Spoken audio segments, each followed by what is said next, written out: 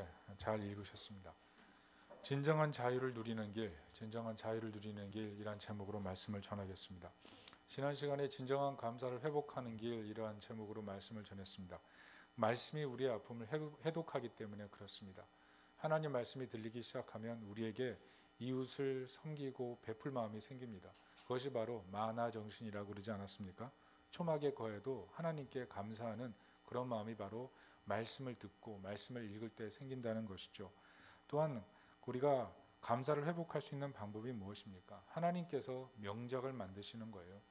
우리는 와임이 왜 나입니까? 이렇게 고백하지만 하나님께서 명작을 만드시기 위해서 우리의 한 부분 한 부분을 하나님이 원하는 때까지 깎아 나가신다는 것을 생각하고 도리어 우리 마음속에서 Why not? 꼭 나라도 고난 속에 참여할 수 있지 않겠습니까? 하나님의 섭리라면 이런 고백을 할 수 있어야 된다는 것입니다. 마지막으로는 내 자아가 아니고 예수님의 자아로 살 때 감사를 회복할 수 있다는 것이죠. 내가 자아로 세운 집은 결코 행복할 수 없다는 것이었습니다. 여러분, 복음이 무엇입니까? 나의 자아가 아니고 그리스도의 자아, 예수님의 자아로 사는 것입니다. 이것을 이해하지 못할 수 있습니다. 기독교는 자아가 사라지는 것입니까? 예수 믿으면 내가 장난감 병정이 되는 것입니까? 내가 꼭두각시가 되는 것입니까? 그렇지 않죠. 어떻게 보면 이것이 무서워서 예수님을 영접하지 못하는 분도 있는 것 같습니다. 그렇지만 내 이성과 지성이 결코 사라지는 것이 아닙니다. 그런데 예수님을 믿으면 달라지는 것이 있습니다. 디도서 3장 6절 7절을 보면 우리 구주 예수 그리스도로 말미암아 우리에게 그 성령을 풍성히 부어주사 우리로 그의 은혜를 힘입어 의롭다 하심을 얻어 영생의 소망을 따라 상속자가 되게 하려 하심이라 이랬습니다. 예수님 믿을 때 우리가 뭐가 됩니까?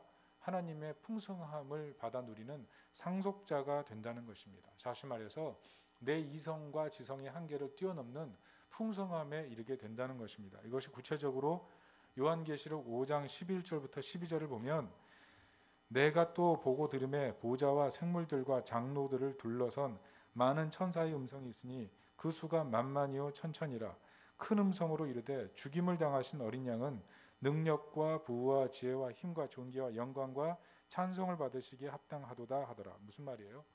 예수님께서 가지고 계신 능력이 세상이 감당할 수 없는 능력이라는 겁니다. 부, 지혜, 존귀, 영광, 힘, 이 모든 것을 가지고 계신 분이 예수 그리스도라는 것입니다. 그래서 우리가 예수 그리스도를 의지해 살 때, 예수님의 자아로 살 때 세상이 알 수 없는 평강과 능력 가운데 살게 된다는 것입니다. 그렇다면 예수님의 자아로 살아갈 때 우리가 본질적으로 깨달아야 될 것이 무엇입니까? 그것은 인간의 자아는 결코 참 행복을 만들 수 없다는 사실입니다. 우리는 생각보다 더 크나큰 문제를 안고 있는 한계의 상황이 있다는 것입니다. 최근에 제가 티모시 와인가드가 쓴 모기라는 책을 읽었습니다. 모기. 나중에 한번 다시 설명드릴 기회가 있을 텐데요. 여러분, 아프리카 노예들이 노예 해방이 돼서 백인들의 노동력이 사라졌습니다.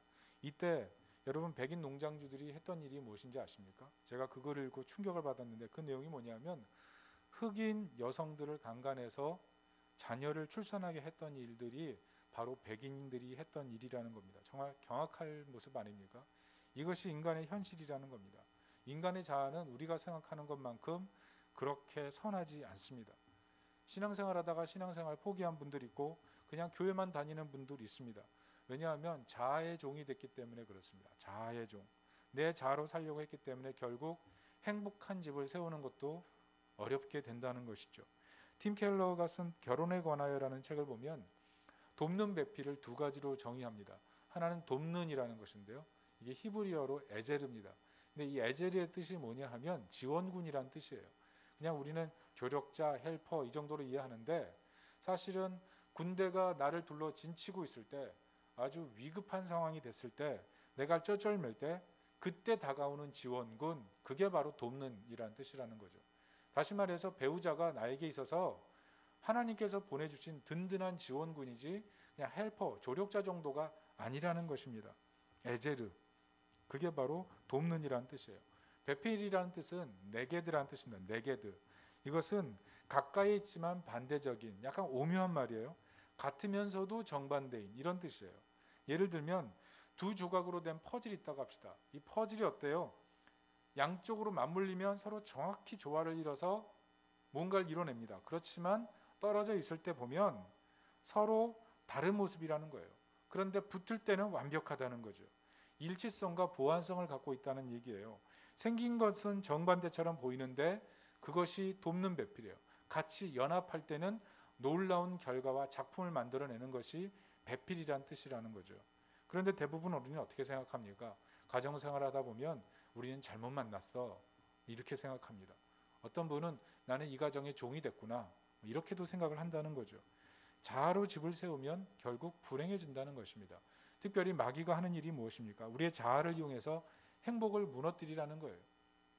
행복을 무너뜨려서 배우자를 지원군이 아닌 적군으로 보게 만들고, 배우자를 톱니바퀴가 맞물려서 돌아가서 힘을 내는 힘과 능력으로 보는 것이 아니고 유아 프레스처럼 우리를 고통스럽게 만드는 그런 대상으로 바라보게 만든다는 것입니다.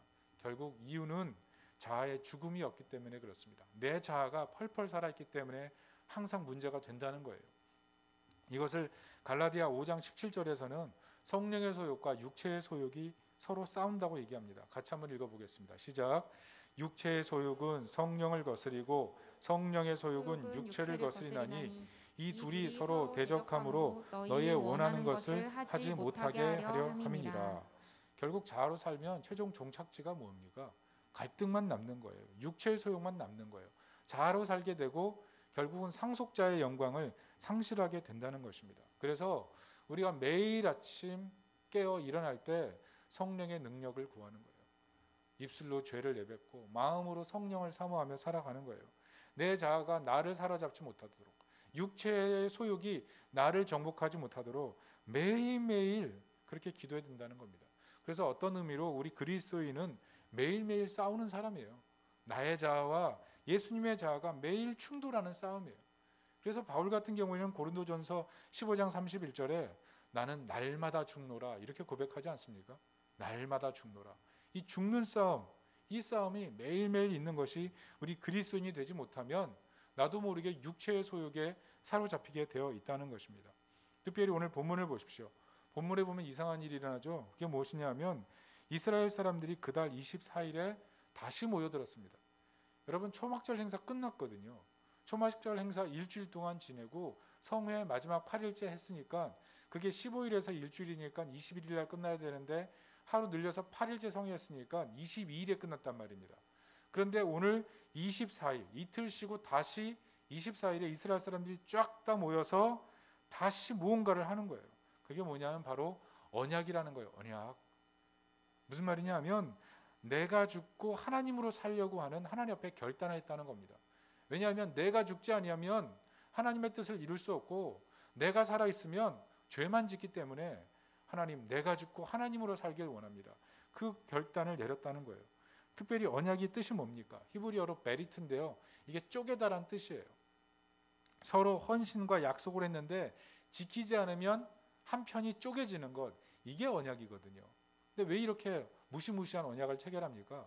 이 언약 속에 행복과 사랑과 자유가 있기 때문에 그래요. 언약을 지킬 때 그 안에서 보호받고 자유가 있기 때문에 그렇다는 겁니다.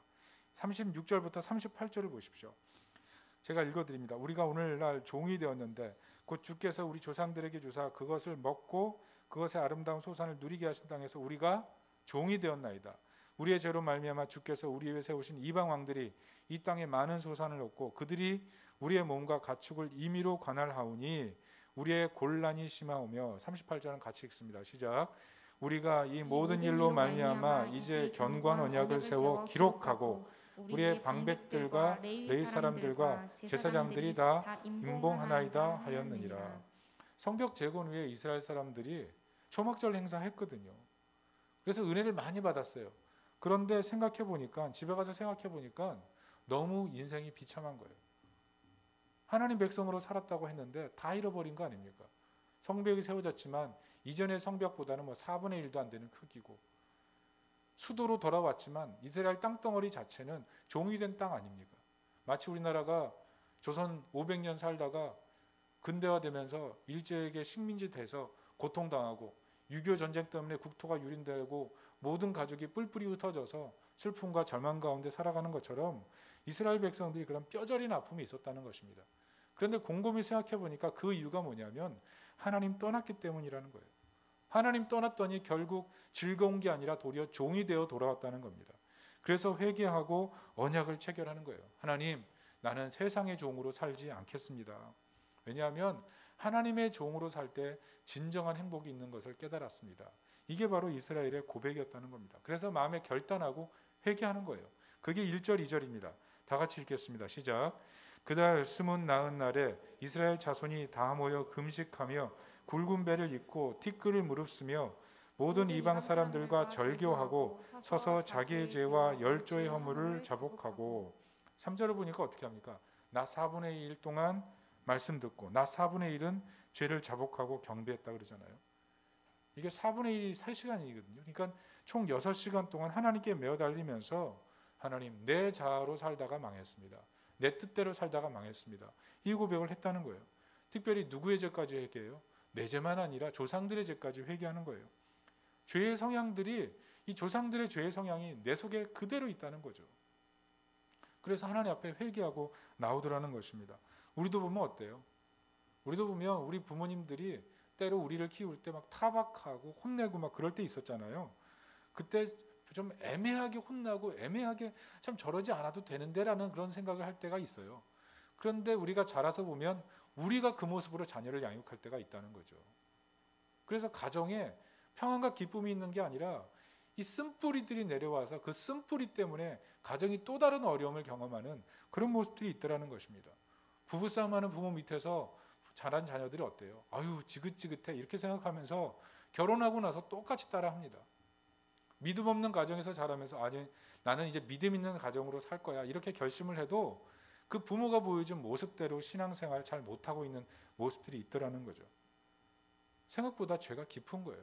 우리가 회개해도 깊은 회개 속에 나가지 못하고 표면 언저리만 머물러 있는 그런 신앙생활을 하면서 만족하고 살아갈 때가 있다는 거죠. 사회학자 제임스 헌터라는 분이 있는데 이분이 미국 전역에서 미국 교과과정을 연구했습니다. 여러분 미국 공공기관 교육과정이 추구하는 게 뭐냐면 아이들에게 정직, 그리고 정의, 관용, 지혜, 절제, 용기 이런 거 가르치거든요. 그런데 연구 결과를 토대로 보니까 그 연구 목적, 이 공공기관 교육기관의 목적에 하나도 부합하지 않더라는 거예요. 모두 실패했다는 겁니다. 아이들의 인성을 변화시키는 증거가 전혀 없대요. 일반 학교뿐만 아니라 사립학교, 공공학교, 그리고 종교적 이념을 갖고 세운 학교마저도 똑같더라는 거죠. 하나도 변화가 없더라. 여러분 부모님들 생각이 어떻습니까? 학교 다니면 애들 좋아집니까? 그냥 교회 학교 맡겨놓으면 애들 좋아집니까? 학원 다니면 그냥 애들이 머리가 똑똑해집니까? 아니거든요. 그 변화가 없거든요. 정말 변화된다고 생각하세요? 우리가 정말 해야 될 게 뭔지를 생각해 봐야 돼요. 여러분 변화된 삶은 어떻게 일어납니까? 여러분 오늘 이스라엘 백성들이 뭐 하고 있는 것 같아요? 여러분 우리의 삶에 정말 변화를 일으키기 위해서는요, 우리 삶의 생태계 자체에 변화가 있어야 됩니다. 생태계 자체. 오늘 이스라엘 백성들이 초막절 이후에 하는 게 뭐냐면 언약 갱신하잖아요. 인간관계 정리하잖아요. 자신의 죄성을 버리기로 결단하잖아요. 믿음의 공동체로 들어오기로 결단하잖아요. 하나님 앞에 자신의 시간 다 떼놓고 다시 한번 모여서 하나님 앞에 다시 서기로 결심하잖아요. 이런 영적 생태계의 전환을 하나님 앞에 결단하는 거예요. 그런 결단이 있었다는 거예요. 생태계 전환. 그냥 나 혼자 예수 믿고 나 구원받았습니다. 여기서 끝나는 게 아니고 내가 정말 예수님 믿는 사람으로 살길 원합니다. 결단하고 주변 사람들에게 나 예수 믿는다고 고백하는 거예요. 이전에 같이 뭐 교회 안 다니는 사람들 그러니까 같이 그냥 얘기하면서 교회 같이 뭐 얘기하기도 하고 같이 뭐 이상한 데 가기도 했을 겁니다. 그런데 그런 사람들 앞에서 나 예수 믿는다. 나 하나님 자녀다. 공개적인 고백하라는 거예요. 그 공동체 안에서 믿음의 삶을 살기로 결단하라는 겁니다. 적당히 믿는 척하고 적당히 그냥 세상과 타협하면서 사는 게 아니고 하나님의 자녀답게 살려고 하는 거룩한 생태계의 개선을 위해서 어떤 삶을 살 건지를 결단하라는 거예요. 교회를 다닐 때도 그냥 변두리에 있는 것이 아니고 예수님의 제자로 확실하게 살 것을 결단하라는 것. 그게 바로 생태계 전환이라는 거죠. 문제는 믿는 사람들 중에서도요, 이렇게 생태계 전환하라고 하면 이런 것을 갖다가 뭐라고 그러냐면 종교적 광신으로 매도할 수 있습니다. 어떤 사람은요, 완전히 망가진 사람이 마지막에 붙잡는 위로다. 뭐 이렇게 생각해요. 어떤 분은 하루 인생이 마지막으로 가는 곳이 교회다. 도덕적으로 살려고 하는 사람이 가는 곳 교회다. 이 정도로 생각한다는 것입니다. 근데 요한복음 3장에 보면 누가 나옵니까? 밤에 으슥히 찾아온 사람. 그 니고데모잖아요. 니고데모가 어떤 사람이에요? 하루 인생입니까? 마지막 종착지가 뭐 종교인 사람이었습니까? 그 사람이 뭐 광신자였어요? 아니요. 그 사람은요 사회에서 가장 존경받고 초엘리트였어요. 사내들인 공유회였고요, 공유회 회원이었고 바리새인이었어요. 그런데 그 마음속에 채워지지 않는 갈망, 구원받고 싶었다고요. 구원받고 싶었어요. 근데 예수님께서 뭐라 그러셨냐 하면 3절에 예수께서 대답하여 이르시되 진실로 진실로 내게 이르노니 사람이 거듭나지 아니하면 하나님 나라 볼 수 없느니라. 거듭나라 그랬다고요. 회개하라는 거예요. 무슨 말이냐면 너의 생태계로는 구원받을 수 없다는 거예요. 네 자아로 세운 인생의 첨탑 위에 살려고 하지 결코 행복할 수 없다는 거예요. 네 자아로 세운 집은 영원하지 않다는 거예요. 이 사람이 만든 인생 생태계가 뭡니까? 율법주의, 공로주의 삶 아니에요? 하나님 앞에서 도덕적인 삶을 통해서 만족하려고 하고 자기가 세운 공로를 통해서 그곳으로 구원을 얻으려고 하는 그런 마음. 그게 바로 니고데모의 마음이었다는 거예요. 그런데 구원이 없다는 거예요. 거기 구원이 없다는 거예요. 중요한 사실은 니고데모가 이것이 구원이 없다는 사실을 깨닫고 회개했을 때 어떤 변화가 일어납니까? 생태계 변화가 일어나요. 사람들 앞에서 예수 그리스도를 변호하잖아요. 사내들인 공회에서 예수님 변호하고 나중에 예수님 죽고 나선 침향과 모략 가지고 와서 예수님 시신 닦고 장사 지내지 않습니까? 그게 무슨 말이에요? 공동체 안에서 율법주의 사회 속에서, 유대교 사회 속에서, 하나님을 유일신으로 섬기는 사회 속에서 예수 그리스도가 우리를 위해 죽으신 하나님의 아들입니다. 내가 그것을 믿고 제자로 살기를 결단합니다. 이런 공동체 안의 삶을 보여줬다는 거예요. 이런 결단, 이런 생태계의 변화가 니고데모에게 일어났다는 것입니다. 오늘 주목할 것은 본문 2절입니다. 2절 보면 뭐라고 나와요? 모든 이방인들과 절교하고. 여러분, 이방인들이 누굽니까? 이스라엘 사람들이 생업 기반 하나도 없이 돌아왔을 때 그 사람들과 경제 사회적 교류를 통해서 이스라엘 사람들을 먹고 살게 만들어준, 어떻게 보면 생명줄과 같은 사람들이에요. 그런데 그 이방인들과 절교했다는 것은 뭐예요? 오직 하나님으로 먹고 살 수 있겠다는 그런 과감한 결단이라고요. 이게 쉬운 일입니까? 쉬운 일이 아니었어요. 이스라엘 사람들은요 성벽 재건했습니다. 성공했어요. 그런데 구별된 삶으로서의 생태계 만드는 것은 실패하고 있었다는 거죠. 그래서 이것을 회개하고 언약하고 하나님 앞에 임봉하는 결단을 했다는 것입니다. 사랑하는 성도 여러분, 지금 여러분 어떤 삶 살고 있습니까? 여러분 자아로 세우고 있습니까? 아니면 하나님 뜻대로 살고 있습니까? 여러분 정말 성령에 이끌려 살길 원하십니까? 아니면 하나님과 멀어지고 있음에도 불구하고 그냥 그거 그대로 방관하고 있는 그런 삶을 살고 있습니까? 케빈 디영이 구멍난 거룩이라는 책을 썼거든요. 그런 얘기를 해요. 하나님께서 우리를 구원하신 이유가 뭔가? 예수님께서 우리를 위해 죽으신 이유가 뭔가? 그것은 에베소서 1장 3절 4절에 보면 분명히 나타난다는 거예요. 그게 뭐냐면 그 앞에 거룩하고 흠이 없게 하려고 부르셨다는 겁니다. 특별히 하이델베르크 교리문답에서 이렇게 얘기합니다. 오직 예수님을 믿는 믿음만이 하나님과 우리를 화목시킨다. 오직 구원은 믿음이다. 그런데 이렇게 얘기해요. 한번 띄워주십시오. 감사하지도 회개하지도 않는 길, 이렇게 시작되는 거 있죠? 같이 한번 읽어보겠습니다. 시작. 감사하지도 회개하지도 않는 길에서 돌이켜 하나님께로 돌아오지 않는 자들이 구원받을 수 있는가? 결코 그럴 수 없다. 성경은 우리에게 음행하는 자나 우상 숭배하는 자나 간음하는 자나 도적이나 탐욕을 부리는 자나 술 취하는 자나 모욕하는 자나 속여 빼앗는 자들은 하나님 나라를 유업으로 받지 못할 것이라. 무슨 말이에요? 예수 믿고 나서 거룩 희석시키지 말라는 거죠. 구원받았다고 하면서 변화의 삶이 없다는 것은요, 그건 복음을 믿는 것이 아니란 믿음주의라는 거예요. 이지 빌리비즘. 쉽게 신앙생활 하는 거예요. 쉽게 대충 걸쳐놓고 신앙생활 한다는 거죠. 여러분, 이 본문 9장이 강조하는 게 뭡니까? 왜 회개를 강조합니까? 제대로 된 언약 정신이 없다는 거잖아요. 하나님과 언약을 맺고 하나님 백성으로 살기 시작했다면 그렇게 살지 말아야 되는데 문제는 오늘날 현대 그리스도인들 모두가 이렇게 산다는 거예요. 다 종이 되어 살아요. 돈의 종이 되어 살고요. 성공의 종이 되어 살고요. 뭐 가는 곳마다 행복 추구하면서 행복의 종이 돼서 내가 행복하면, 가정이 행복하면, 다른 사람들이 좋으면 다 하잖아요. 다. 정말 우리 삶에 하나님 뜻대로 결단하고 하나님을 따르는 삶 있는지 그걸 돌아봐야 된다는 거예요. 잘 돌아보면 저도 그런 것 같아요. 사람 보기에 좋은 사람 되려고 하는 것 같아요. 근데 하나님 말씀이 있으면 순종해야 될 일은 순종해야 되는 거 아니겠습니까? 결국은 다시 원점으로 돌아가서 내 자아로 사는 거예요.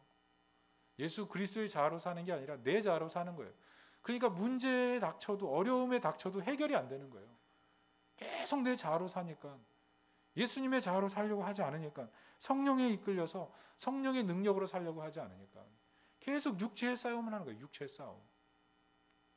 특별히 본문에 주목할 구절이라고 생각하는데요, 그게 느헤미야 9장 29절입니다. 여기 이렇게 써 있습니다. 다시 주의 율법을 복종하게 하시려고 그들에게 경계하셨으나 그들이 교만하여 사람이 준행하면 그 가운데서 삶을 얻는 주의 계명을 듣지 아니하며 주의 규례를 범하여 고집하는 어깨를 내밀며 목을 굳게 하여 듣지 아니하였나이다. 말씀이 생명인 거 압니다. 그렇지만 하나님 경고하심에도 불구하고 안 듣는다는 거예요. 목을 완고하게 해서 완강하게 하고 거부한다는 거예요. 결국 자아로 사는 인간의 결과가 뭔지를 본문이 보여주죠. 종이 돼서 실패하고 멸망하는 길로 가는 게 오늘 본문의 도전인 것입니다. 그런데 복음이 무엇입니까? 여러분, 복음이 뭐예요? 내가 언약을 깼어요. 그런데 하나님은 자신의 아들을 쪼갠 거 아닙니까? 나는 언약을 깼어요. 하나님께서 하나님 앞에서 하나님 자녀로 살겠습니다라고 결단을 했지만 도저히 이 결단대로 살지 못해요. 그런데 하나님께서 하신 일이 뭐냐면 이 언약을 지키지 못하는 이들을 위해서 대신 죽으신 거예요. 대신 그 죄를 덮어쓰고 친히 죄벌을 대신 받으셨다는 거예요. 그리고 우리에게는 언약을 지키는 자로 받아주셨다는 거죠. 그래서 죄가 있지만 자유로운 것, 그게 하나님의 언약 정신이에요. 분명히 우리가 책임을 물어야 되지만 책임을 묻지 않고 우리에게 자유를 주신 것, 그게 바로 언약 정신이에요. 그래서 갈라디아서 5장 1절에는 그리스도께서 우리를 자유롭게 하시려고 자유를 주셨으니 그러므로 굳건하게 서서 다시는 종의 멍에를 매지 말라, 이렇게 얘기하지 않습니까? 종이 되지 말라. 다시는 종이 되지 말라. 다시는 종이 되지 말라. 한 사람 그리스도로 말미암아 구원을 얻었다면 다시는 종이 되어 살지 말라. 바른 신앙 생태계를 구축해라. 여러분, 이대로 살면 안 되는 분들이 있을걸요? 이대로 살면? 여러분, 우리가 예수 그리스도의 놀라운 사랑을 받은 거예요. 언약. 예수님, 하나님의 아들이 우리 죄를 위해 죽을 만큼 우리가 스스로는 구원할 능력이 없는 그런 사람들이에요. 그런데 예수님께서 우리를 위해 죽으셨다면 우리가 하나님 앞에서 어떻게 살아야 되겠습니까? 은혜를 헛되이 받으면 안 되죠. 니고데모에게 예수님께서 물과 성령으로 거듭나지 아니하면이라고 얘기하잖아요. 물과 성령으로 거듭나고 회개할 것을 회개하고 돌이킬 것을 돌이켜서 종이 되어 사는 것이 아니라 자유인으로 사는 그런 하나님 백성 되시기를 예수님의 이름으로 축원합니다. 그렇다면 이렇게 결단하고 신앙 생태계를 만들기 위해서 알아야 될 것이 있습니다. 두 가지입니다. 짧게 살펴봅니다. 첫째는 사람들은 벼락같이 변화되지 않습니다. 그냥 호떡 뒤집듯이 변화되는 게 아니에요. 교회 딱 들어와서 나 예수 믿습니다, 구원 확신합니다, 그래도 그 사람이 그냥 호떡 뒤집듯이 다 익어서 나오는 게 아니라는 거예요. 팀 켈러 말처럼 느리지만 확실하게 변화됩니다. 느리지만 확실하게. 내가 하나님이 원하는 미래로 곧장 가는 게 아니에요. 곧장 가는 게 아니라 미래에 나를 바꾸실 그 하나님이 내 안에 들어오셔서 느리지만 확실하게 나를 변화시켜 가는 거예요. 그러니까 우리가 신앙생활 할 때 항상 잊지 말아야 될 게 조각을 보면 안 돼요. 큰 그림을 봐야 돼요. 큰 그림. 이 부분을 보는 것이 아니라 전체를 봐야 된다고요. 전체를. 항상 그런 마음을 가져야지 시험과 어려움이 올 때 이겨나갈 수가 있습니다. 풀립이라는 영화를 보면 높은 나무 위에 소녀가 계속 올라가거든요. 높은 나무인데 계속 올라가요. 왜냐하면 그 나무 꼭대기에 올라가면 이 자연의 아름다운 풍광 전체를 볼 수가 있는 거예요. 그 아름다운 풍경에 완전히 매료돼서 매일 그 나무 꼭대기에 올라가서 그 풍광을 보면서 만끽하는 거예요. 그런데 동네 아저씨들이 이 나무가 너무 크니까 동네 풍광을 가린다고 잘라버리는 거예요. 막 올라가서 안 내려오려고 겨우 설득해서 나무 잘라버렸어요. 얼마나 슬프겠어요. 왜요? 부분만 보니까, 조각만 보니까 전체를 못 보는 거죠. 이 소녀가 짝사랑했던 소년이 있었거든요. 근데 이 소년도 이 소녀의 마음을 몰라주는 거예요. 그래서 애정전선에 문제가 생깁니다. 그런데 어느 날 소년이 그 소녀를 자기가 진짜 좋아한다는 사실을 깨달았어요. 그리고 소녀 집 마당에 와서 그 소녀, 그 집이 허락하지도 않았는데 막 정원을 파헤쳐요. 그리고 나서 나무를 심습니다. 잘라버렸던 그 나무 그 원목을 갖고 와서 다시 심어주는 거예요. 왜? 이 작은 나무가 큰 나무가 되면 같이 올라가서 전체를 바라보자는 거죠. 전체를. 어떻게 가능합니까? 사랑하니까 가능한 거예요. 앞으로 우리 사랑을 만들어서 이 나무가 커서 같이 올라가서 풍광을 볼 만큼 우리 깊이 사랑합시다. 이런 고백을 하는 거죠. 여러분, 하나님께서요, 우리를 키워가실 때요, 하나님의 시각을 볼 수 있기를 원하세요. 그러니까 우리는 항상 부분을 보는 게 아니라 좀 전체를 봐야 돼요. 자꾸 작은 걸 바라보면서 안달복달하지 말고 느리지만 확실하게 변화시켜 가시는 그 하나님의 섬세한 손길을 믿고 이 전체를 보고 일하시는 그 하나님을 믿고 신뢰하면서 우리 삶의 작은 생태계를 구축하기 위해서 믿음의 결단을 심을 수 있기를 예수님의 이름으로 축원합니다. 둘째는 결단과 회개를 통해서 어떤 사람도 거듭날 수 있다는 것입니다. 여러분, 아무리 실패를 경험해도 거듭날 수 있습니다. 다시 하나님 자녀로 돌아올 수 있습니다. 왜냐하면 예수님께서 우리 죄를 위해 죽으시고 하나님께로 나오는 열린 문을 두셨기 때문에 그래요. 우린 예수 그리스도를 통해서 항상 열린 문으로 들어갑니다. 우리가 아무리 실패가 있고 아무리 죄가 있고 아무리 허물이 있을지라도 예수 그리스도 안에서는 항상 열린 문인 거예요. 열린 문. 그게 은혜인 겁니다. 팀 켈러의 태어남에 관하여라는 그 책에 보면 어떤 여성 이야기가 나와요. 어릴 때 그런 생각합니다. 착하게 살면 되겠지. 그런데 자기를 보면 비참해지더라는 거죠. 사람들이 보기엔 착한데 난 착하지 않다는 거죠. 나이가 들어서 예쁜 외모를 가지면 행복해지겠지 생각했대요. 남성들의 관심을 받으면 그게 최고의 행복으로 생각했대요. 그런데 연애가 생각보다 쉽지 않은 걸요. 사랑받는 것도 어렵고 사랑 주는 것도 어렵다는 거죠. 그래서 고통을 경험했어요. 그래서 그냥 넌덜머리가 났습니다. 이 외모 별거 아니야. 그래서 직장생활 시작하면서 열심히 일했답니다. 돈 벌어야 돼, 커리어 쌓아야 돼. 그러면 행복할 거야. 그런데 일 때문에 처참해지는 거예요. 일 때문에 망가지는 거예요. 일 때문에 막 소란되어지고 일 때문에 평가되고 너무 복잡하더라는 거죠. 그래서 나이 들어서는 어떻게 행복할까 생각하다가 누군가를 도우면 행복하겠지 생각해서 이타적인 삶을 살기 시작했답니다. 그런데 이타적으로 사는데 내가 탈진하더라는 거예요. 계속 주고 베풀고 나눴더니 내가 말라 죽겠다라는 거죠. 깨달은 게 있어요. 내 힘으로 구원을 얻으려다가는 녹초가 되는구나. 인생을 자꾸 내가 원하는 부양책을 세워가지고 이렇게 부양책 세우고 저렇게 부양책 세우고 이렇게 만들고 해가지고 자기 부양책을 가지고 살면 행복할 줄 알았다는 거죠. 결국 다 자아가 세운 집이었다는 거예요. 그런데 성령께서 우리 안에 들어오시고 예수님의 자아로 살려고 할 때 기쁨을 회복했다는 겁니다. 여러분, 우리가 예수님의 자아로 살지 않으면 인생을 무거운 짐으로 살게 돼요. 여러분, 신앙생활하면서 그 마태복음에 보면 참 예수님이 참 신비한 말씀하시거든요. 누구든지 내 멍에를 메면 그 멍에가 가볍고 쉽다 그러거든요. 여러분, 멍에가 어떻게 그 가벼울 수 있습니까? 멍에가 어떻게 쉬울 수가 있어요? 멍에를 메는데 어떻게 안식이 있어요? 가능해요. 근데 어떻게 가능해요? 예수님이 내 안에 들어오시면, 우리가 예수님 안에 들어가면, 우리가 성령을 따르면 모든 짐이 쉬워지고 모든 짐이 가벼워지는 거예요. 여러분, 우리가 예수 안에서 살아가는 것 이거 포기하지 않으면요, 하나님이 우리에게 새로운 감각을 주시거든요. 하나님을 사랑하는 감각을 주세요. 하나님을 사랑하는 것이 얼마나 기쁜 것인지를 깨닫게 해요. 하나님 나라를 바라보는 그런 감각을 주세요. 하나님의 영광을 보는 감각을 주세요. 하나님 자녀로 살아가는 그 행복, 그것이 세상 어떤 것보다 귀하다는 걸 알게 해요.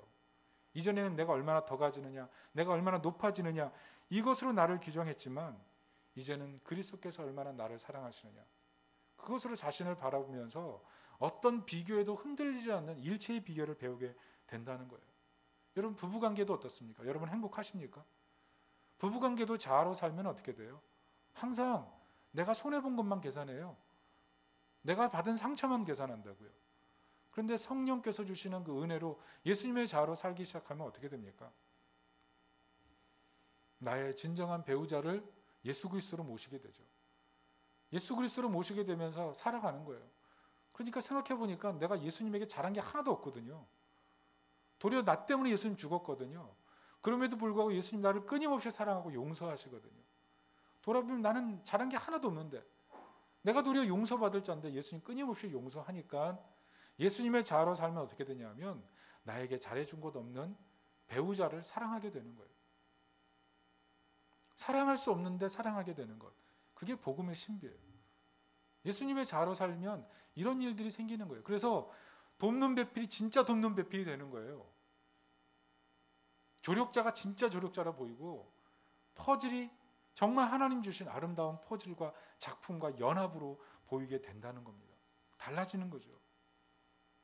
여러분, 우리가 그리스도 안에서 성장하는 것을 포기하지 않으면 나도 모르게 값없이 사랑을 베푸는 사람이 되는 거예요. 섬기는데 행복한 거예요. 옛날엔 섬기면 막 불편하고, 섬기다가 좀 기분 나쁘면 쇠틀려가지고 안 해버렸는데, 예수 그리스도의 자아가 내 마음을 장악하니까 섬기고 나누고 베푸는데 행복한 거예요. 내가 종이 되고 내가 낮아지고 누군가를 자유하게 하는 일을 하는 것이 너무나 내 마음이 행복한 거예요. 인생이 달라지는 거죠. 행복의 기준점이 달라지는 거예요. 행복의 기준점. 이게 바로 하나님이 원하시는 언약의 목적이고, 하나님 우리 그렇게 사용하기 원하신다는 것입니다. 말씀의 결론을 맺습니다. 회개는 광진도가 되는 것입니까? 하류 인생이 붙드는 마지막 길입니까? 아니요. 하나님의 뜻 안에 사는 것이 진정한 행복이기 때문에 우리가 그렇게 살아가는 겁니다. 여러분, 자아로 살 때가 너무나 많습니다. 저도 마찬가지예요. 제 자아로 살 때가 너무나 많아요. 그렇지만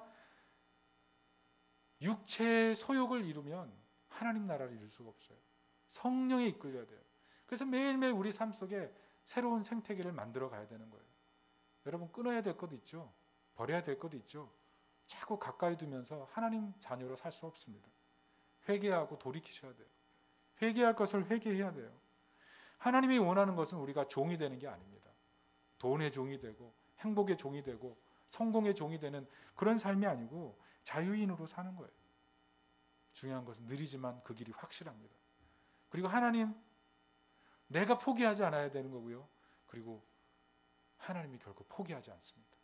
우리를 붙들고 끝까지 하나님이 원하시는 데까지 이끌어 가실 거예요.